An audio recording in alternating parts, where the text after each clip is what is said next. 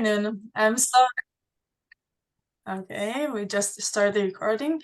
Good afternoon. I'm so excited to be with you at the first virtual tour of the Tower of David Jerusalem Museum that is being given in the US. My name is Raut Kozak, and I'm the head of access and inclusion at the museum. I'm actually an archaeologist by training. I have brown skin, dark hair, and I'm wearing white shirt and pink jacket. I'm here with Mickey Fritzen, who is one of our wonderful guides who will be taking us on a journey through the new Tower of David Jerusalem Museum. Concern goes, now this is starting to recede. The Passaic downstream, that is expected to potentially. Okay. As I'm sure you're well aware, is a sadly war here in Israel. Israel is still under attack from Hamas. Central Israel, including Tel Aviv and the surrounding area, still had to go into their bomb shelters. It makes going outside more challenging.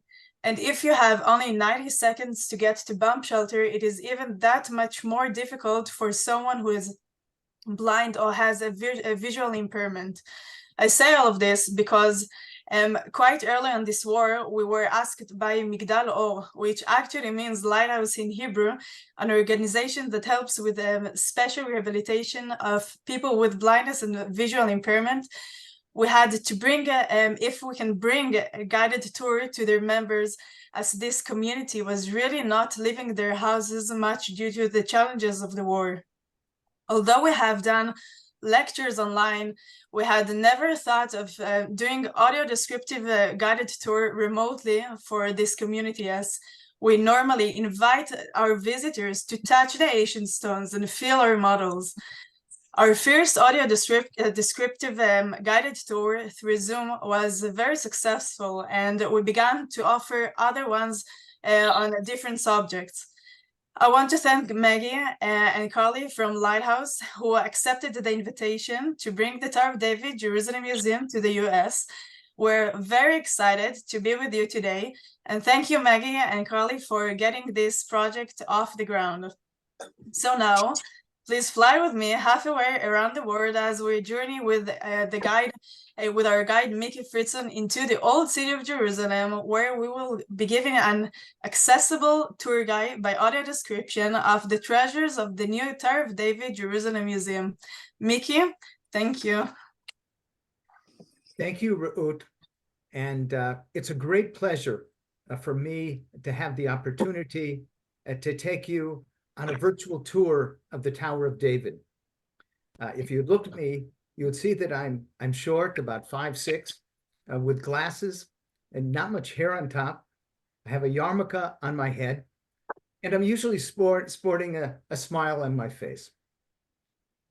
Jerusalem is regarded as a holy city by the three Abrahamic religions, Judaism, Christianity, and Islam, and has a history going back 3,800 years. The tour of the Tower of David Museum focuses on how this sanctity emerged in each of the three religions. In this first slide, we have an overlook of the old city of Jerusalem. Immediate in front of us is the Tower of David, which looks like a medieval fortress with two very large guard towers, and on the right side there's a minaret which is above a mosque. We'll be going inside soon to see the Tower of David Museum. On either side of the Tower of David, there are very high stone walls, which actually go all the way around the old city of Jerusalem, and were built in the 16th century by the Sultan Suleiman the Magnificent. We see an opening in the walls going into the city, and this opening is called the Jaffa Gate. Why Jaffa? Because it was always a road going west from the Jaffa Gate all the way to the city of Jaffa, which was the main port on the Mediterranean Sea. This view of the Tower of David is pretty much what 5th century Christian pilgrims saw when they approached Jerusalem for the first time after a journey of perhaps weeks or months coming from Europe or from the Mediterranean basin. They naturally thought that what they were seeing was the palace of King David from their reading of the Bible. But in fact, King David never lived here. He lived in an area called the City of David, which is located on the other side, outside of the city walls, on the other side of the city. But the name stuck. And so we still call it the Tower of David today. Jaffa Gate has another name.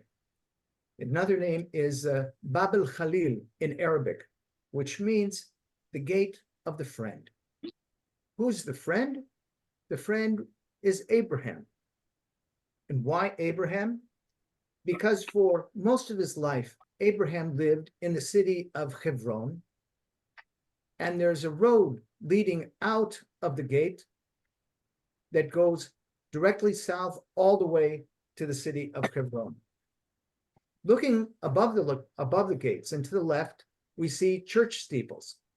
And peeking out from one of the guard towers, between the guard tower and the minaret, is a gold dome. That's the gold dome of the Dome of the Rock, the Muslim Dome of the Rock, which is situated on the Temple Mount. What we don't see is the Western or Wailing Wall, the holiest place in Judaism, which is located down below the Dome of the Rock on one of the walls surrounding the Temple Mount. Looking out beyond the city, up in the hills, we see the Mount of Olives. In the Jewish tradition, the Messiah will approach Jerusalem from the direction of the Mount of Olives. And in Christianity, Jesus stops to look upon Jerusalem from the Mount of Olives on Palm Sunday. Now let's go inside into the Tower of David. We're located here in the courtyard of the Tower of David, looking north, in what appears to be here an archaeological garden. In fact, every period of Jewish history, going back 2,700 years, can be seen in the excavations in this garden. Before us are two tall guard towers. The one on the left is called the Tower of Ptzael. This was one of three towers that was built here by King Herod 2,000 years ago, in the year 20 before the Common Era. How can the tower be dated to that date 2,000 years ago? First of all, there are historical documents which reference the towers that were built here by King Herod. Secondly, the tower can be dated by an examination of the stones that were used in building the tower. King Herod used a very, very special, unique, and very distinct stones. These stones have a rectangular border around them. They are chiseled very finely, and there's no cement nor mortar between the stones. So why did King Herod, as well as many other rulers, even before King Herod and after King Herod, why did he make his central fortifications here?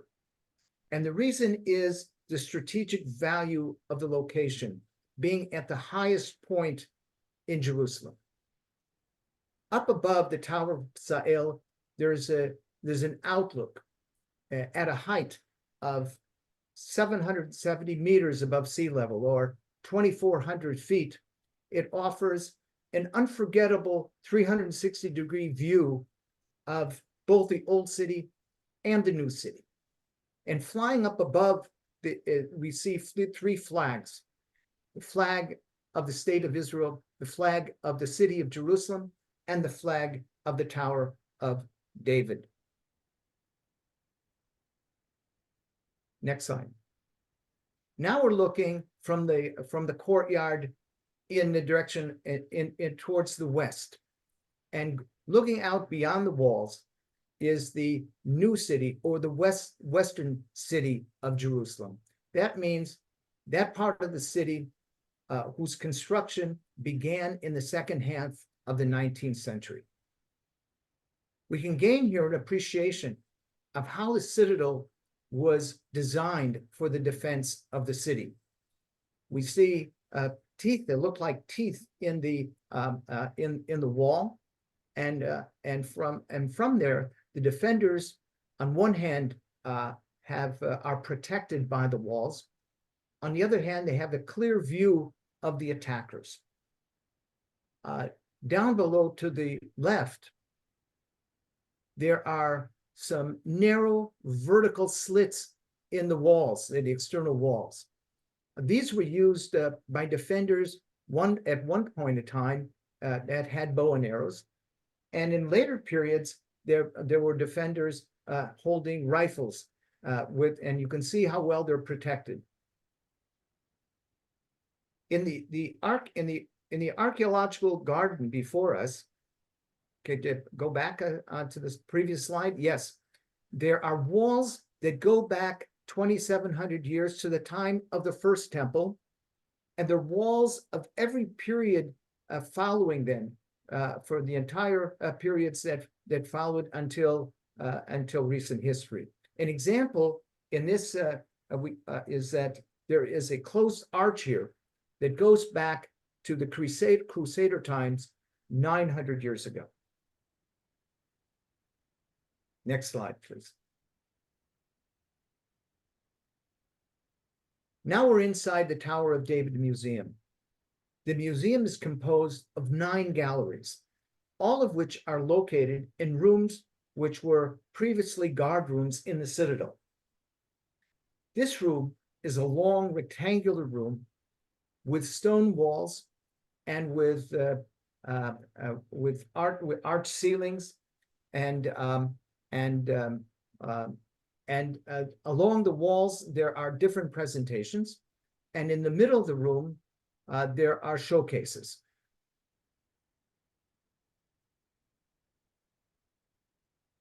Going back generations and generations, and even up till the modern era, many people in the Western world consider Jerusalem to be the center of the world. On this wall, we have a famous map of the world that goes back to the 16th century, which in the form of a 3-leaf clover.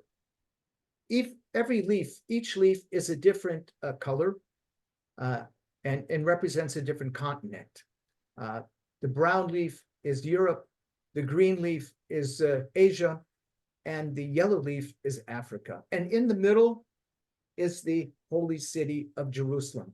This reflects the Western Christian view that Jerusalem was a holy city in the center of the world. What's interesting also is that in this map of the world is that America, it can barely be seen, and the Pacific Asia doesn't appear at all.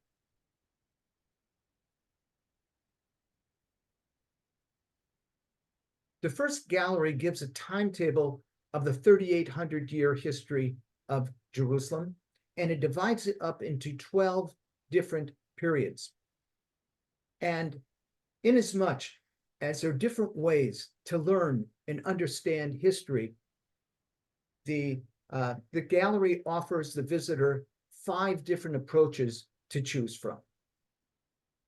In the one in front of us is an animated graphical projection of each historical period. This particular one is of the modern period of Jerusalem, and in it are any number of buildings that you may be familiar with. There is the Knesset, the Israel Parliament. There is the Biblical Zoo. There is the Old City of Jerusalem. There is the Teddy soccer field, and there's even David's Arch at the entrance of the city. On another wall, there are 12 touchscreen panels. Each are 3 feet wide, about a yard wide, which enable the visitor, each visitor, to go individually and to explore any period of history of his interest. Next slide, please. In the museum cases, there are 12 artifacts which represent each period of history. A few samples are before us now. On the up in the left, there is a limestone tablet with a winged goddess holding lotus flowers, which dates back to the Canaanite period over 3,000 years ago. Up in the middle, up above, there's a painted partridge bird that was found near the city of Jericho, which dates back to the early Muslim period, about 1,300 years ago. Down below to the left, there are 5 beautiful gold coins, which were actually found on the grounds of the Tower of David, which go back to the Byzantine period, some 1,500 years ago. And on the right, there is a bronze collar with Maltesian crosses in it that dates back to the Crusader period 900 years ago. Next slide, please.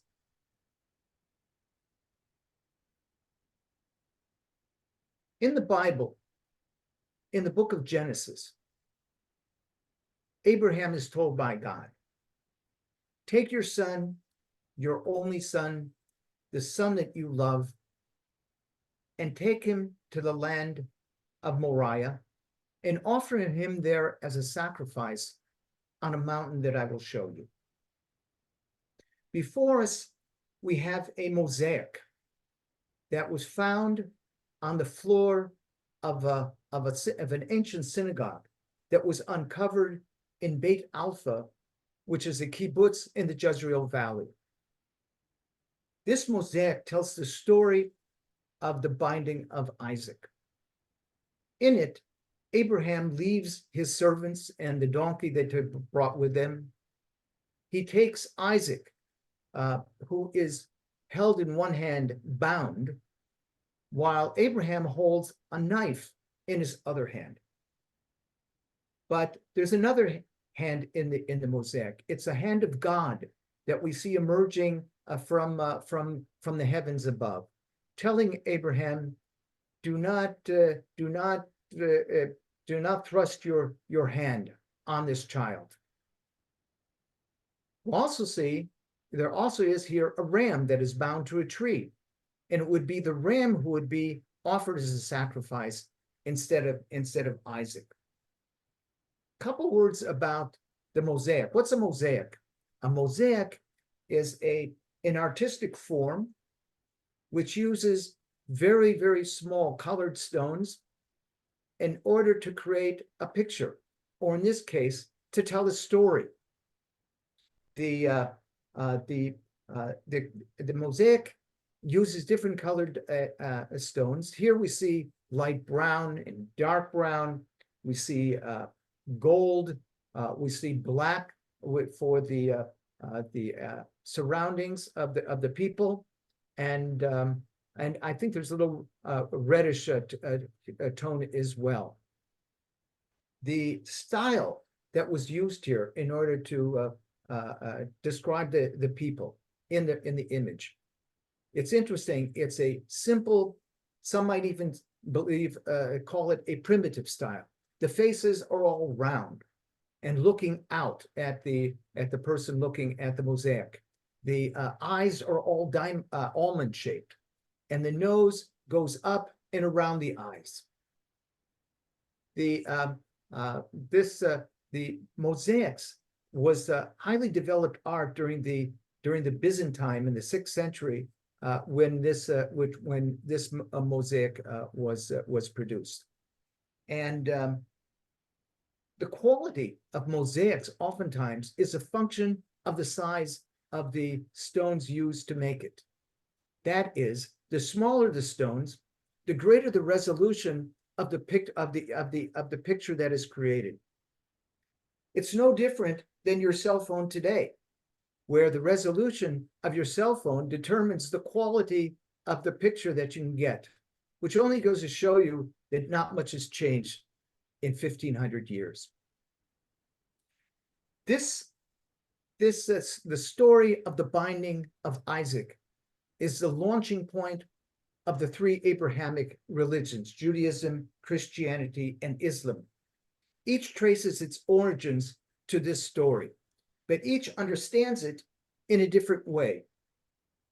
In Judaism, the connection between the single God and the children of Israel through Abraham, Isaac, and Jacob.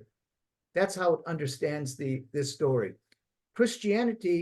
Christianity, it accepts the biblical narrative, but it sees Jesus as the sacrificial lamb. Islam differs in that instead of Isaac, it sees Abraham's other son, Ishmael, as the candidate for sacrifice. And the Islamic nation is traced back to Ishmael. With this common heritage, we're going to go to the next three galleries, each of which shows how Jerusalem was made a holy city for one of the religions. The second gallery is devoted to how Jerusalem became a holy city in Judaism. The room is square, again with stone walls and a vaulted ceiling, and there's a model of Second Temple in the middle of the room. Next slide. Jerusalem is first mentioned in the Bible when King David decides to move his capital from Hebron in the south to Jerusalem in the central part of the country in order to unite the 12 tribes.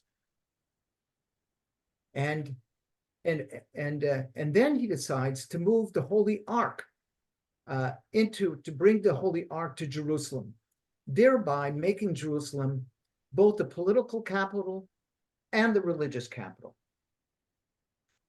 In the picture before us, which dates back to the 5th or 6th century, we see a very joyful King David. We see him dancing. He's dancing and he's playing a harp. He's wearing a green robe and has an orange wrap around him. And of course, he has a crown on his head.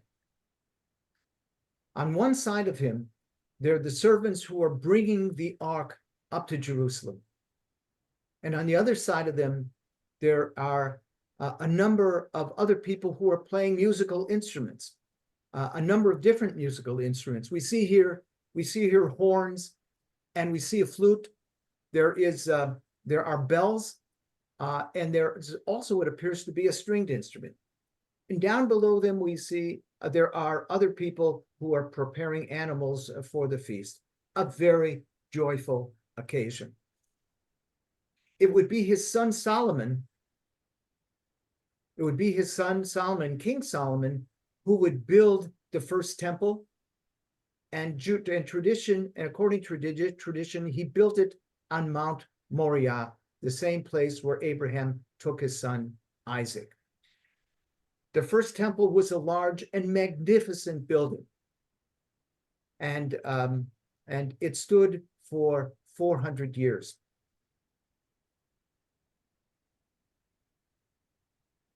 In the next case, in the next museum case, we see something. There's something here which is much different. We see there are miniature temples here. There are a number of figurines, goddesses, and there are also any number of animals in pottery.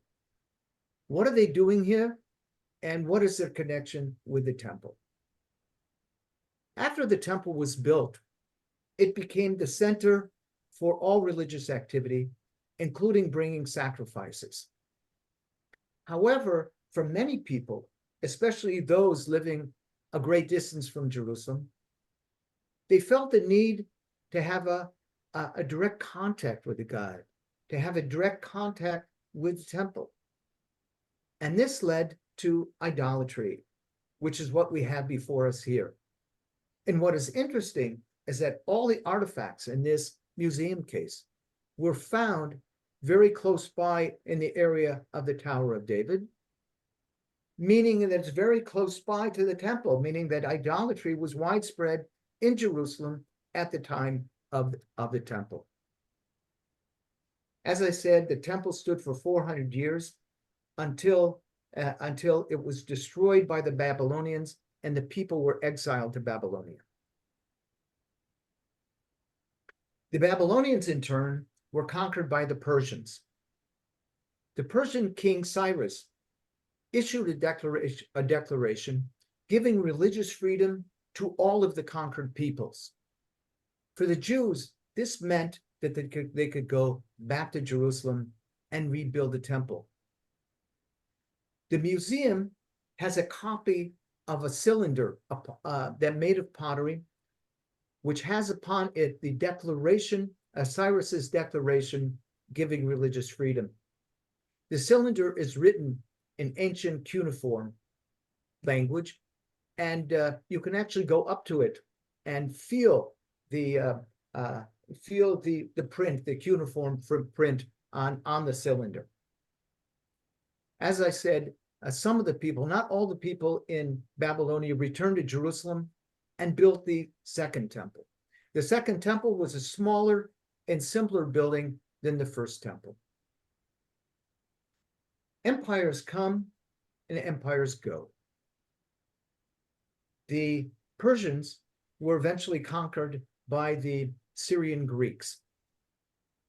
And in the 2nd century before the Common Era, a small group of Jewish priests rebelled against the Greeks. They eventually defeated the Greek army. They returned to Jerusalem and they rededicated the temple, which had been defiled by the Greeks. This is what the story of Hanukkah is all about. The Hasmoneans established the Hasmonean kingdom, which was the first Jewish kingdom since the destruction of the first temple.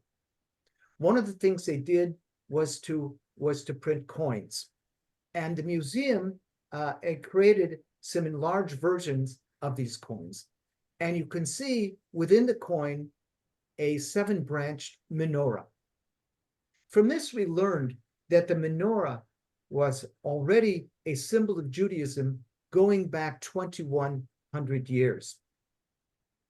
The Hasmoneans extended the walls around Jerusalem, and they fortified the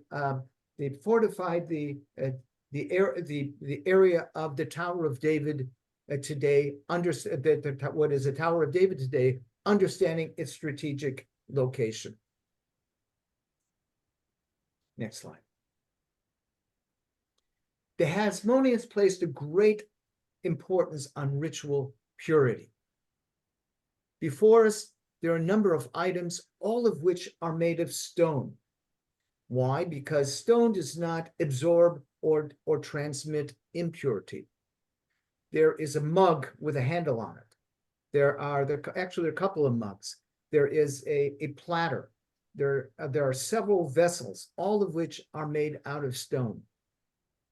Also, at this time, the use of stone ossuaries, burial cases, was introduced. The custom then is that after the person died, his bones were gathered and placed in the stone ossuary. The dimensions of one in the museum case are about 40 inches by 20 inches by 20 inches, and you can see also there are also geometrical designs on the ossuary. From its dimensions, you can understand that it was not necessary to to make these ossuaries in the same dimensions as today's caskets, because it only had to be large enough for the largest bone, which I'm told is normally the thigh bone. Unfortunately, the Hasmonean Empire only lasted for about 70 years until they were defeated by the Romans. There was great prosperity in Jerusalem at that time. The Romans appointed Herod to be the king of Judah. During that time, tens and hundreds of thousands of Jewish pilgrims came every year to visit the temple. We have before us a replica of Herod's temple. He decided that time had come to renovate the temple and to expand the Temple Mount. The result was a glorious temple. The Jewish sages wrote, "Anyone who has yet to see Herod's temple has not seen a beautiful building in his life." But with all of its beauty, Herod's temple stood for less than 100 years until it was destroyed by the Romans. After the destruction of the temple, the treasures of the temple were sent to Rome, including the great menorah. But the menorah became the symbol of the yearning of the people, the yearning of the Jewish people to return to Jerusalem after the destruction of the temple. And this symbol came to be found on all kinds of utensils. Here we see the menorah on oil lamps made out of pottery. We also see it, it's also on a gold coin. And again, there's a very, very tiny menorah on a little tiny ring made of gold that could have only been used by a very young girl.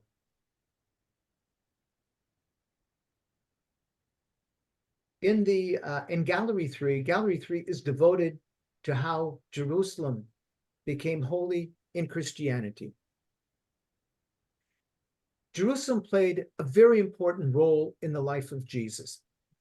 He was brought as a child to the temple for the main Jewish holidays. We learn from the New Testament that Jesus taught in the area of the temple. And the temple was the focus of the last week of the life of Jesus, the earthly life of Jesus. Next slide. In the 4th century, the Roman Emperor Constantine converted to Christianity. And shortly thereafter, the Christianity became an accepted religion in the Roman Empire. Shortly thereafter, the mother of Constantine, Helena, came to Jerusalem to look for the cross on which on which Jesus was crucified. She not only found the cross, but she found the burial crypt in which he was buried, and later rose, came back to life. Constantine then ordered that a church be built here. From this model, we see a large basilica, and on the other side of the basilica, there's an open area, the area of the cross and the crucifixion, and beyond that, there is a dome above the burial crypt. When the Church of the Holy Sepulchre was completed, large numbers of Christian pilgrims began coming to Jerusalem, and Jerusalem became a holy city. In the same way that the menorah became a symbol for Judaism, the cross became a symbol in Christianity. Here we see it on a number of implements, all of which were found on the grounds of the Tower of David. On the left side, we see the cross as part of of a scene, a biblical scene, showing a Saint Minas flanked by crosses and in pottery. In the middle up above, it appears on an incense bowl, on a bronze incense bowl. There are 3 rings above it.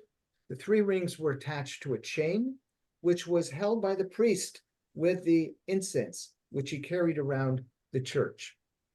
Down below, we find the cross on an elaborate metallic oil lamp. And on the right, the cross is part of an amulet. In the year 1898, a large mosaic was found on the floor of an ancient church in the town of Medeva, in what is now Jordan. That mosaic showed a map of Palestine. And here we have a replica of that map that has been reproduced in the museum. On the other side of the room, there's an arched window looking out over the new city of Jerusalem. Unless we forget where we are in the citadel, there's an arrow slit on the right-hand side. The contribution of the Medeva map was in the detail and the large number of names of the area of Palestine. On the top of the mosaic, we see a large body of water, which is the Dead Sea, and there are ships in the sea. Flowing into the Dead Sea is the Jordan River. There are fish in the river. Not only are there fish going into the direction of the Dead Sea, but there are fish going the other way from the Dead Sea. In other words, they didn't particularly like the salt water in the Dead Sea. The area below the Dead Sea is a blank which represents the Judean desert. And below that is the city of Jerusalem, the size of which is totally out of proportion to its size in the area. But what appears in it, what is fascinating about the Jerusalem here in the mosaic, that the same streets that at that time in the 6th century, they're the same streets in the old city today. Not only that, there are buildings and churches which are easily identified in the mosaic, including the Tower of David.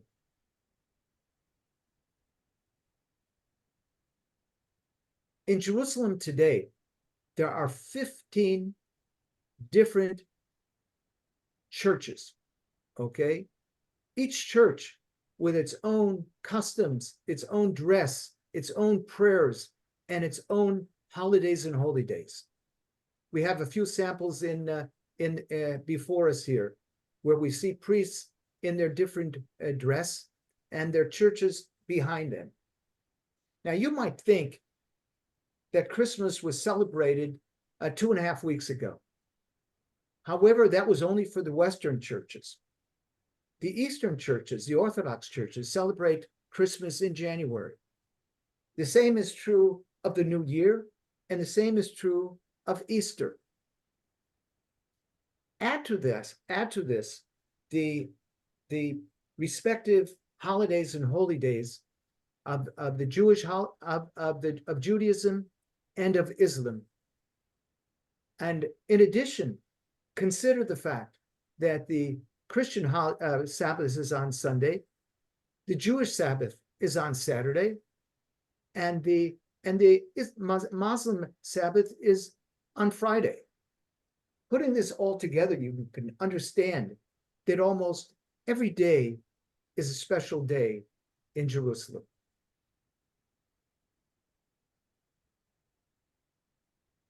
We are now in the 4th gallery. The 4th gallery is a long rectangular room, and like the others, with stone walls and vaulted ceilings. In the middle of the gallery is a model of the Dome of the Rock. This, in fact, is a very special room.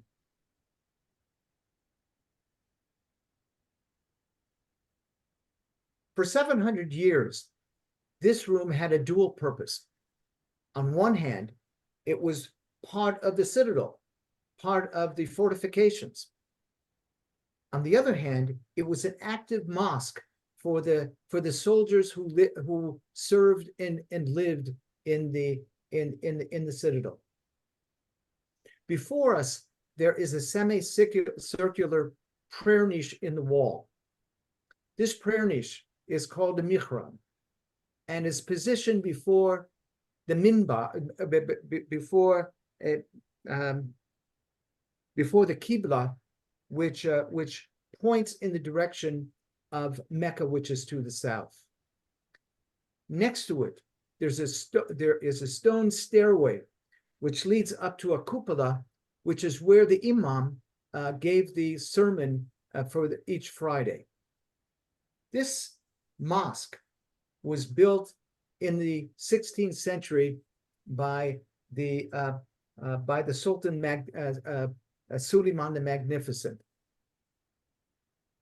100 years later, the minaret that we saw outside was built up above.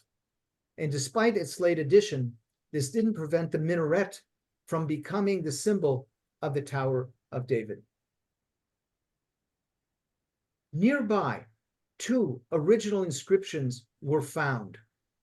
These inscriptions were often produced by either the builders of the mosque or people who renovated the mosque.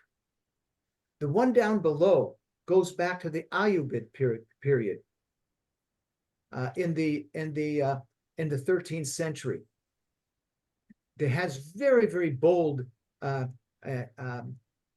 ancient Arabic text, and if you went up to it, you actually could feel the text of the inscription.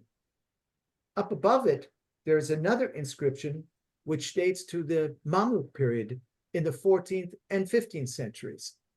The Ayyubs apparently were the first people who built the mosque, and the Mamluks renovated the mosque during their time.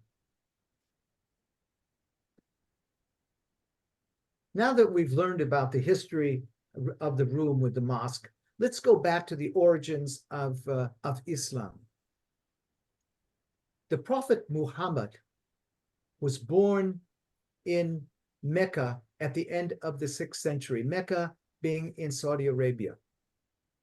In the year 610, Muhammad had a vision in which the prophet Gabriel appeared, and he had his first revelation of the one single God. The Quran is the holy book of the writings of Muhammad, and what we have in front of us is a magnificent representation of chapter 17 of the Quran, which is entitled "The Night Journey of Muhammad." In it, Muhammad is flown on a magical creature, which has the body of a horse and the wings of an angel. He's flown from the holy mosque in Mecca to Al-Aqsa, the furthest mosque in Jerusalem. From there, and this is what we see. This is what we see in this beautiful, colorful projection. Muhammad is accompanied by the prophet Gabriel, goes up in the heavens. Here he is up above the clouds, which are in the form of petals. He's rising up into the fire of the heavens, which is in a golden color. All around him, there are winged angels, many of whom carrying offerings with them. The face of Muhammad is not clear, and that is because in Islam, you're not allowed to see the face of Muhammad.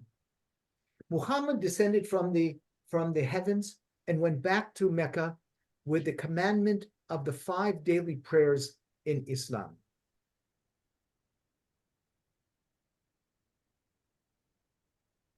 After the death of Muhammad, he was followed by 4 caliphs. The 4th caliph was named Omar and was based in Damascus. In the year 638, Omar conquered Jerusalem with the intent of elevating the holiness, the sacredness of Jerusalem in Islam. And there's some who say that he planned to make Jerusalem the capital of Islam.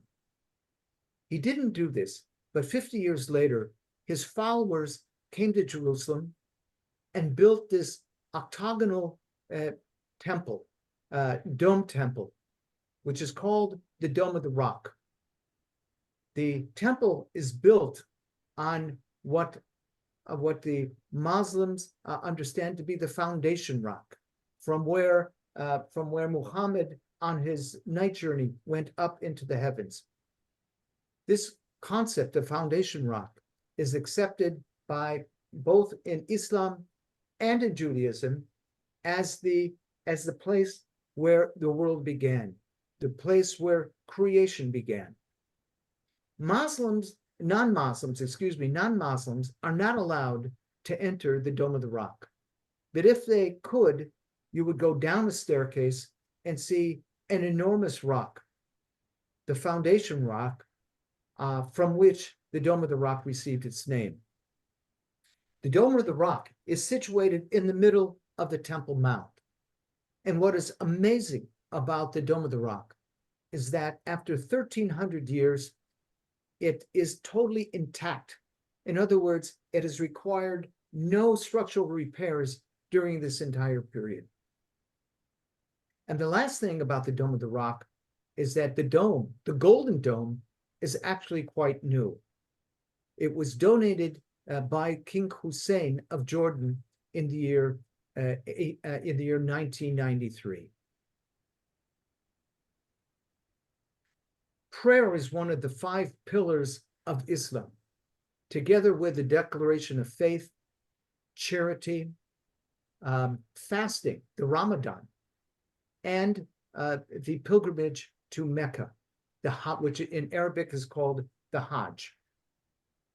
Here we have an illustrated certificate, which is given to someone who had made the Hajj to Mecca, made the Hajj to the holy city of Medina in Saudi Arabia, and also made the Hajj to Jerusalem. There are 4 books here, illustrated books, which were written by pilgrims who came to Jerusalem and which sing the praises of Jerusalem. Before we end our tour, we want to show you 2 short videos which focus on the circle of the year in Jerusalem to give you an idea of the sights and sounds of Jerusalem. The climax of the story of sanctification of Jerusalem is a multi-sensory video and music installation projected onto the vaulted ceiling of an ancient gallery. This installation, almost as a 21st century fresco, contrasts the linear timeline presented in the introductory gallery. Instead, it focuses on the circle of the year in Jerusalem, highlighting the cycle of pageants, colorful holidays, and lively festivals embraced by the 3 religions and celebrated in the city's open urban space. Despite being governed by different calendars, these religious celebrations often coincide, underscoring Jerusalem's unique interfaith dynamics.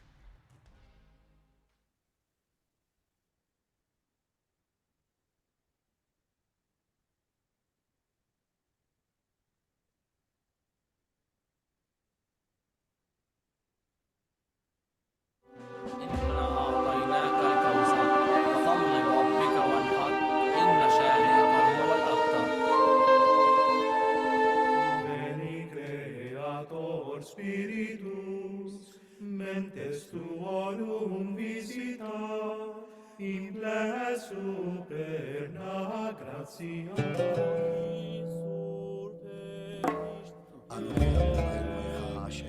זכור את יום השבת לקדש. לא יהיה לבוא אלוהים אחרים על קולוי. כבד את אביך ואת אמך. ברוך הוא ברוך שמו.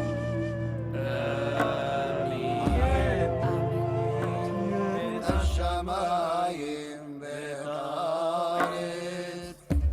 بسم الله الرحمن الرحيم الحمد لله رب العالمين الرحمن الرحيم Pater noster, qui es in celis, sanctificetur nomen tuum, adveniat regnum tuum.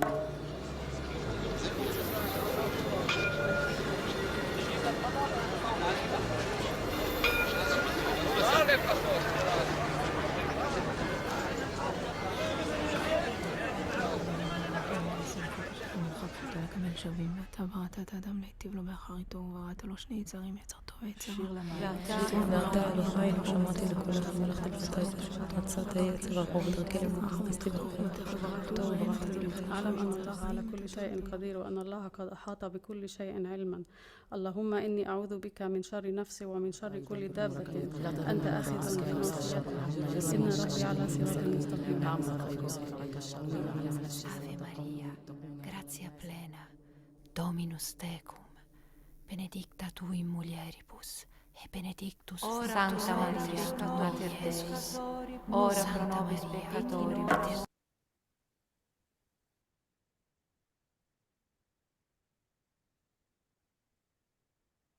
You now have a feeling for the incredible sensory richness of life in the old city.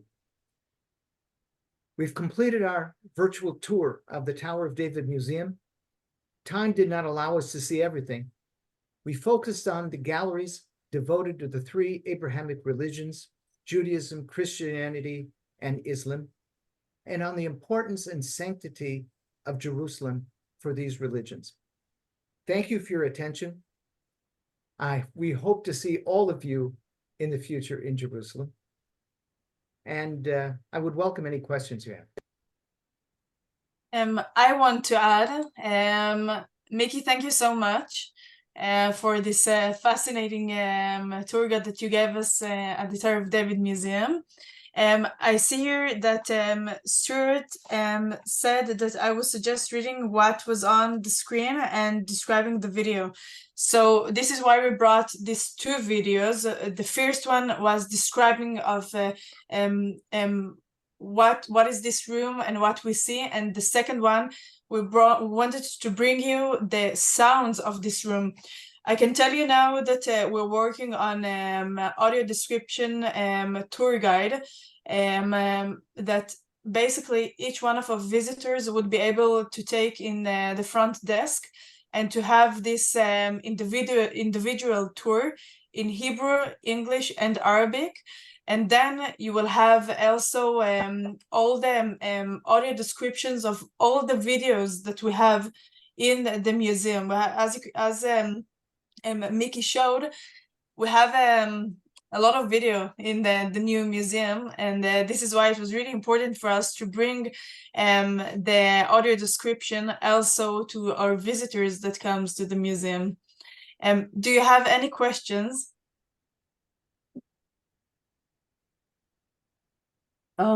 It's Karen from New York City. Hi. Hi.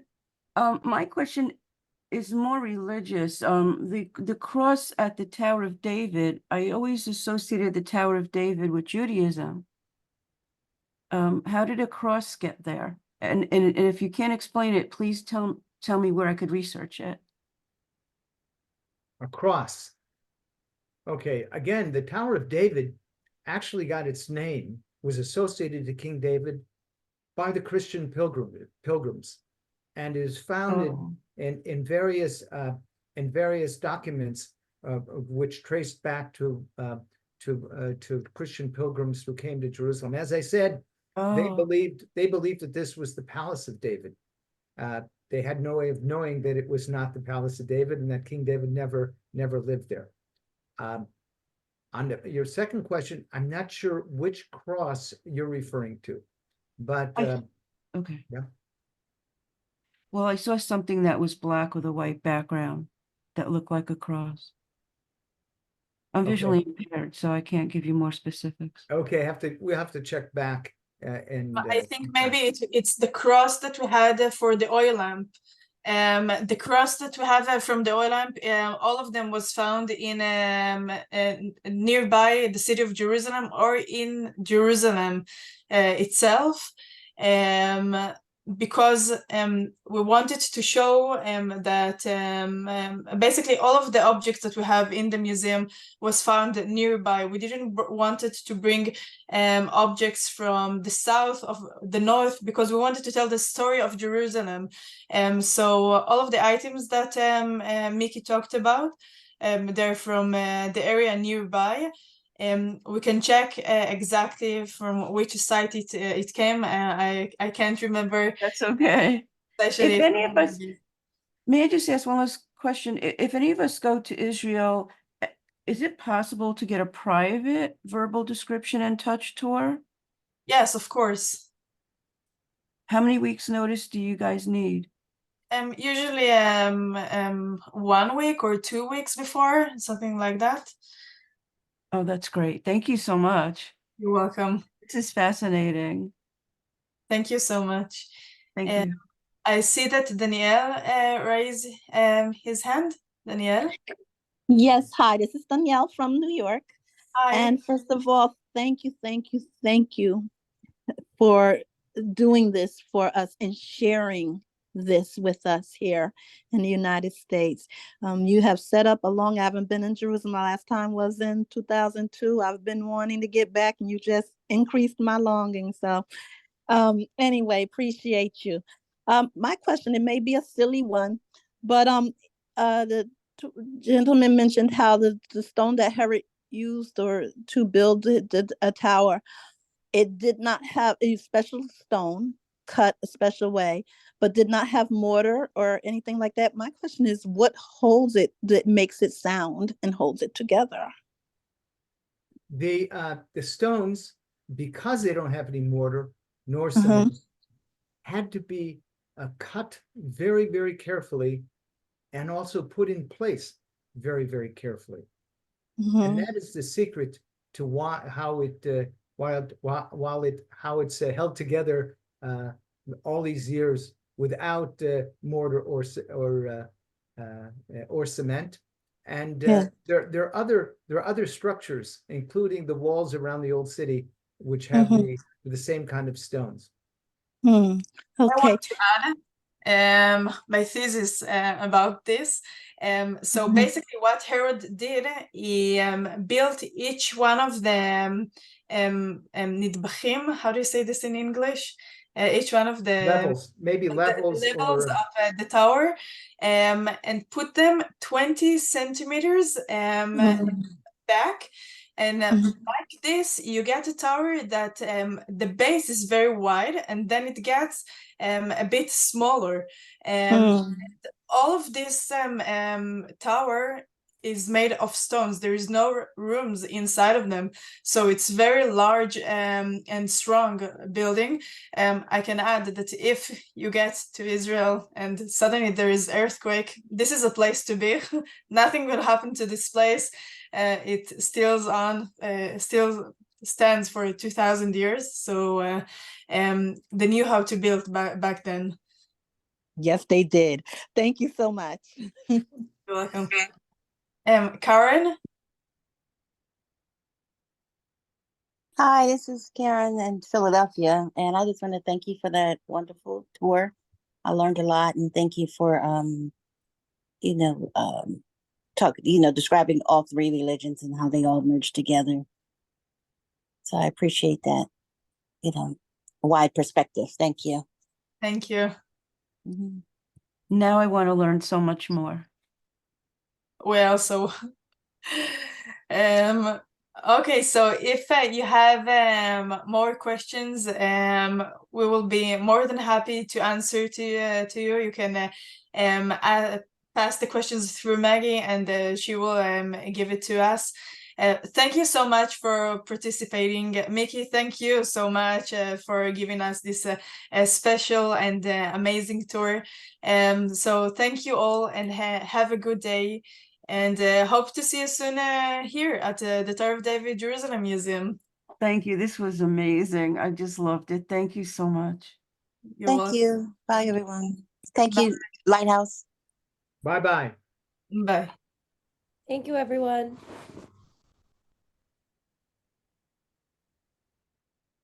Hi, Barry.